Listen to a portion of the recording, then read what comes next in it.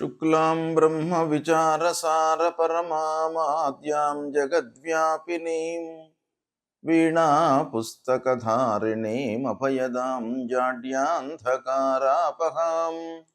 हस्ते स्फाटिकमालिकां विदधतीं पद्मासने संस्थितां वन्दे तां परमेश्वरीं भगवतीं बुद्धिप्रदां शारदां। శ్రీ మహాగణాధిపతయే నమః. శ్రీ మహాసరస్వత్యై నమః. శ్రీ గురుభ్యో నమః.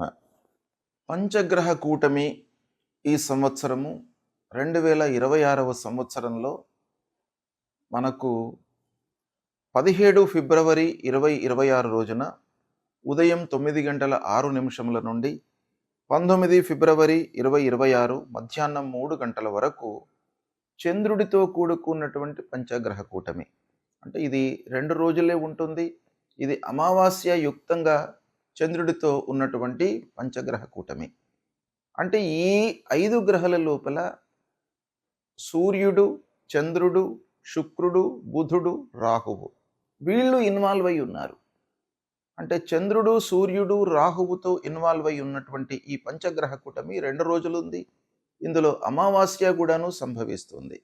ఇది ఒక పంచగ్రహ కూటమి. తర్వాత రెండవసారి కూడాను మనకు పంచగ్రహ కూటమి వస్తుంది. అది 23 ఫిబ్రవరి 2026 రోజున మధ్యాహ్నం 11:48 నుండి 1 మార్చి 2026 అర్ధరాత్రి 12:57 వరకు ఇక్కడ కుజుడితో కూడుకున్నటువంటి పంచగ్రహ కూటమి ఏర్పడుతుంది. అంటే ఈ పంచగ్రహ కూటమిలో చంద్రుడు లేడు. చంద్రుడిని మినహాయించి, అంటే చంద్రుడు కాకుండా మిగతా గ్రహాలతో ఏర్పడేటువంటి పంచగ్రహ కూటమి అన్నమాట. ఇది ఎక్కువ రోజులు ఉంటుంది. చంద్రుడితో ఇన్వాల్వ్ అయి ఉన్నటువంటి పంచగ్రహ కూటమి 2-2.5 రోజులే ఉంటుంది. చంద్రుడు లేకుండా మిగతా గ్రహాలతో ఏర్పడినటువంటి పంచగ్రహ కూటమి కనుక ఇది ఎక్కువ రోజులు. అంటే 23 ఫిబ్రవరి నుండి మనకు 1 మార్చ్ అర్ధరాత్రి వరకు ఉంటుంది. అంటే ఇక్కడ 5 రోజులు, ఇది 1 రోజు. అంటే 6-7 రోజులు ఈ పంచగ్రహ కూటమి చంద్రుడు లేనటువంటి పంచగ్రహ కూటమి అన్నమాట. ఇది చాలా ప్రభావాన్ని చూపిస్తుంది. వ్యక్తిగత ప్రభావం కంటే కూడాను ప్రపంచవ్యాప్తంగా, దేశవ్యాప్తంగా, రాష్ట్ర వ్యాప్తంగా మనకు ప్రమాదాలు, సంఘటనలు, ఆకస్మికమైనటువంటి ఇబ్బందులు, మార్కెట్ లోపల ఉన్నటువంటి ధరలు పెరగడము, పతనం కావడము, ఇలాంటిది మనకు ఊహకు అందనటువంటి ఎన్నెన్నో విషయాలు ఈ పంచగ్రహ కూటమి సందర్భంగా జరిగేటువంటి అవకాశాలు చాలా ఉంటాయి. కాబట్టి ఇలాంటి ప్రభావము, అంటే ఈ గ్రహాలతో ఏర్పడుతున్నటువంటి పంచగ్రహ కూటమి మనకు రాశి ప్రకారంగా ఎలా ఉంటుంది, అంటే వ్యక్తులకు ఎలా ఉంటుంది. అంటే ప్రపంచం అంటే మట్టి కాదు, మనుషులతో కూడుకున్నటువంటిదే ప్రపంచం. అంటే ప్రపంచవ్యాప్తంగా సామూహికంగా ఎఫెక్ట్ అనేటువంటిది ఈ గ్రహ కూటమి మూలకంగా జరుగుతుంది అనేటువంటిది శాస్త్రం చెప్పినప్పటికీ ఇందులో ఇన్వాల్వ్ అయి ఉన్నటువంటి వాళ్ళు ఎవరు? ప్రజలు. కాబట్టి ఈ ప్రజలు ఆయా రాసులలో ఉద్భవించినటువంటి వాళ్ళు కనుక ప్రధానంగా రాశిపరంగా ఈ పంచగ్రహ కూటమి యొక్క ప్రభావము ఎలా ఉంటుంది అనేటువంటి విషయాన్ని మనము తెలుసుకుందాం. కన్యా రాశి వారికి పంచగ్రహ కూటమి మూలకంగా ఎలాంటి ప్రభావం ఉంది, ఎలాంటి ఫలితాలు కలగబోతున్నాయి అనే విషయాన్ని మనం చూసినట్టయితే, కుంభరాశిలో ఈ 5 గ్రహాలు,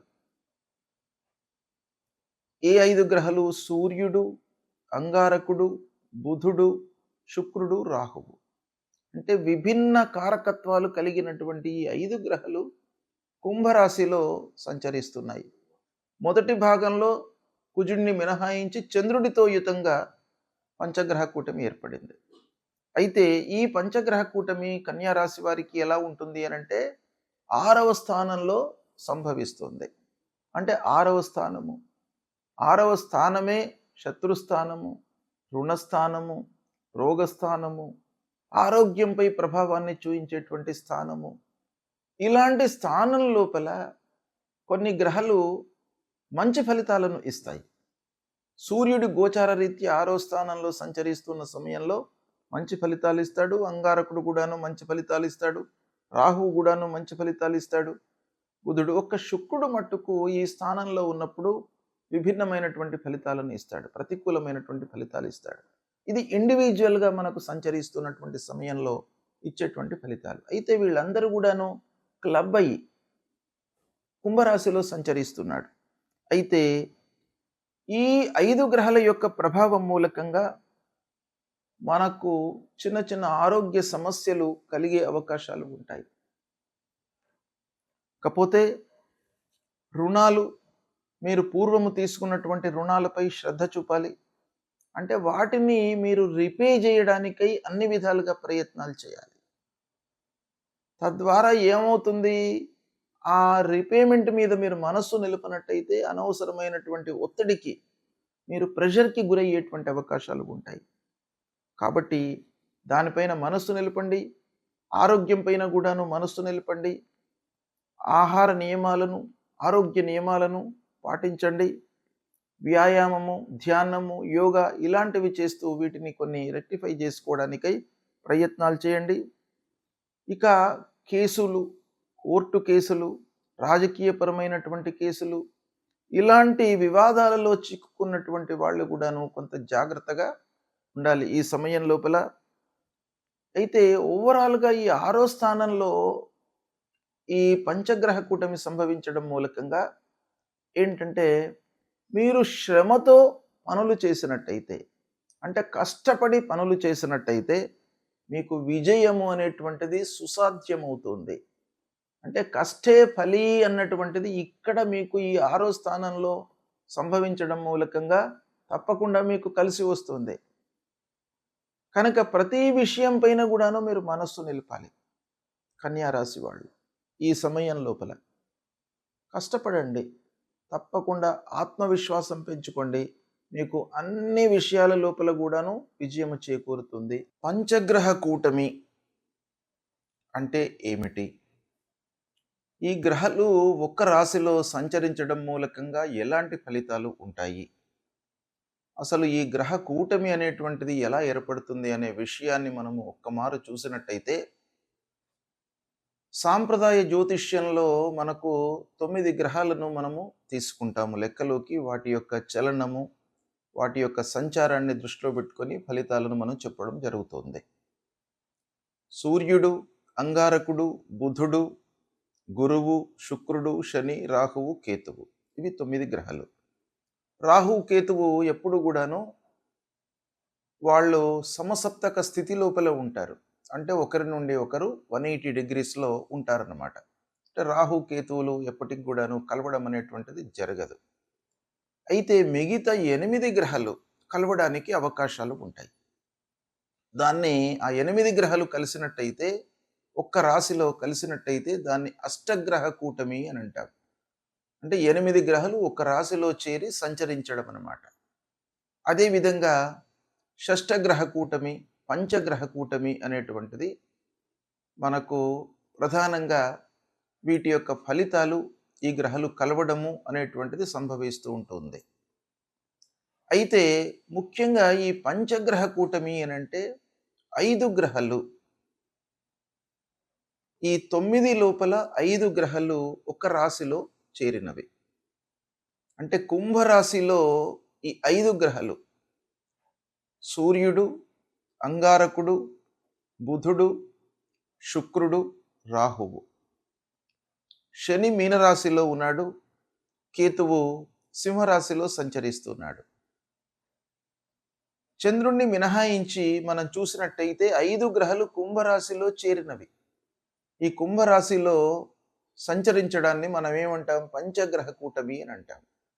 ఈ పంచగ్రహ కూటమి మూలకంగా మనకు ఎలాంటి ఫలితాలు ఉండబోతున్నాయి, ఎలాంటి ఫలితాలు ఉంటాయి జనరల్‌గా అనే విషయాన్ని మనం చూసినట్టయితే,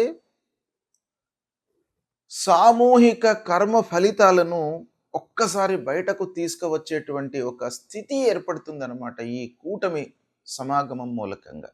అంటే గ్రహాలన్నీ కూడాను కలిసి సంచరించడం మూలకంగా సామూహికంగా కర్మలు, సామూహికంగా చేసేటువంటి పనులపై మనకు ఎక్కువ ప్రభావాన్ని చూపిస్తుంది.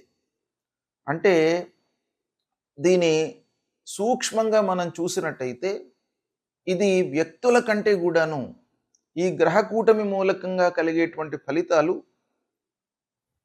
ప్రపంచవ్యాప్తంగా, దేశప్రాప్తంగా, దేశవ్యాప్తంగా, రాష్ట్ర వ్యాప్తంగా ఎక్కువగా ప్రభావాన్ని చూపిస్తాయి.